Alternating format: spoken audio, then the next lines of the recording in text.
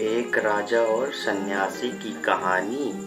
अगर आपको भी अपना लक्ष्य असंभव लगने लगा है तो ये कहानी जरूर सुनिए। एक गांव में एक सन्यासी रहता था। वह उस गांव में बहुत चर्चित था। गांव वाले भी उसे भगवान का दूसरा रूप मानते थे। जब भी बारिश नहीं होती, गांव वाले हमेशा उस सन्यासी के पास जाया करते और उससे कहते, महाराज कृपा करें, अगर बारिश नहीं हुई तो हमारी सारी फसल बर्बाद हो जाएगी। और उनकी विनती को सुनकर वह सन्यासी उनसे कहता है, रुकिए मैं कुछ करता हूँ।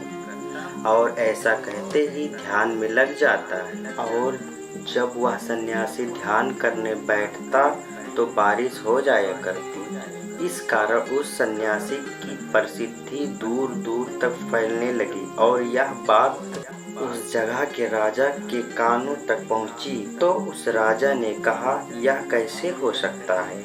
मैं स्वयं जाकर देखूंगा, तभी इस बात पर विश्वास करूंगा। और अगली सुबह वह राजा अपने सारे सैनिकों समेत उस गांव में चल पड़ता है।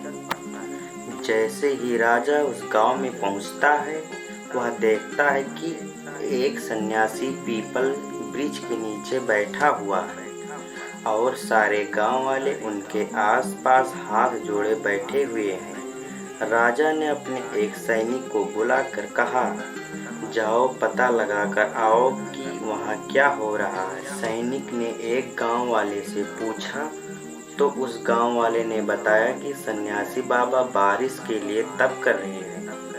सैनिक ने ये सारी बात जाकर राजा को बताई। राजा ने हंसते हुए बोला, आज मैं भी देखता हूँ कैसे होती है बारिश। परंतु राजा के ऐसा कहते ही काले बादल जमा होने लगे और कुछ ही देर में जोर जोर की गड़गड़ाहट के साथ बारिश होने लगी। यह देख राजा भी हैरान रह गया। उसने अपने सैनिकों को आदेश दिया कि उस सन्यासी को हमारे दरबार में पेश किया जाए। राजा की बात सुनते ही वह सैनिक सन्यासी के पास पहुँचे और उसे राजा की कही हुई बात बताई और वह सन्यासी राजा के दरबार में जाने के लिए तैयार हो गए। उस सन्यासी के सामने आते ही उस सन्यासी से प्रश्न किया कि महाराज, आप ऐसी कौन सी विद्या जानते हैं जिससे वर्षा कराने में सक्षम हैं? हमने स्वयं अपने आँखों से आपको करते हुए देखा है। हमें भी उस विद्या के बारे में बताएं। हम सब आपकी उस विद्या को देखकर आश्चर्यचकित हो गए। उनके इस प्रश्न पर सन्यासी हल्का सा मुस्कुराया और उसने जवाब दिया कि हे राजन, मैं तो एक साधारण सन्यासी हूँ। भिक्षा मांगकर अपना जीवन यापन करता हूँ। मुझे तो यह भी पता नहीं होता कि अगले दिन भिक्षा में भोजन भी मिलेगा या नहीं।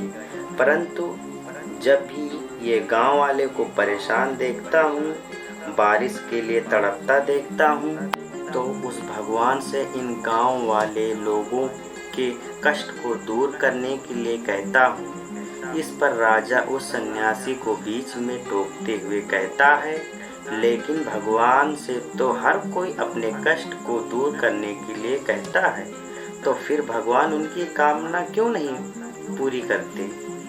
ऐसे तो हर किसी की कामना पूरी हो जाती। इस पर सन्यासी राजा को उत्तर देता है, महाराज, दूसरों की तपस्या में और मेरी तपस्या में थोड़ा सा अंतर है। मैं अपनी तपस्या तब तक भंग नहीं करता जब तक कि मेरा लक्ष्य प्राप्त नहीं हो जाता।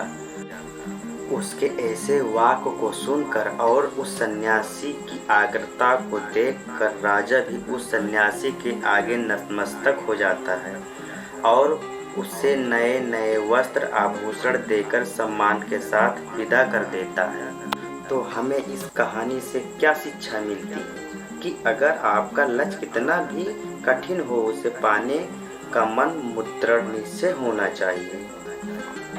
तो आज की कहानी में बस इतना ही। तो मिलता हूँ इसी तरह और दूसरी कहानी में। धन्यवाद।